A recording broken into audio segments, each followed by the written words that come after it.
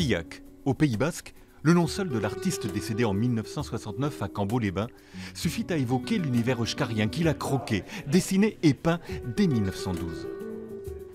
Ce que l'on connaît moins de son œuvre, ce sont les croquis que Jean-Paul Tillac, dit Pablo, a fait à Bordeaux pendant la Première Guerre mondiale et que le musée basque propose aujourd'hui.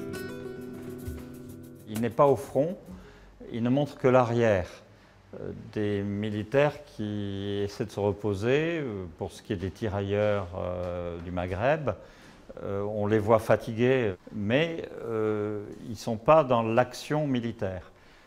Les Américains à Bordeaux en 1917-1918, ils arrivent, ils sont presque encore en Amérique, ils se distraient, ils visitent la ville, ils vont, allons-y, dans les bordels, dans les restaurants.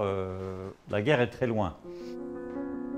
De 14 à 45, Tillac aura connu les deux conflits mondiaux et la guerre d'Espagne. Ces naufrages le marquent profondément, ainsi l'occupation.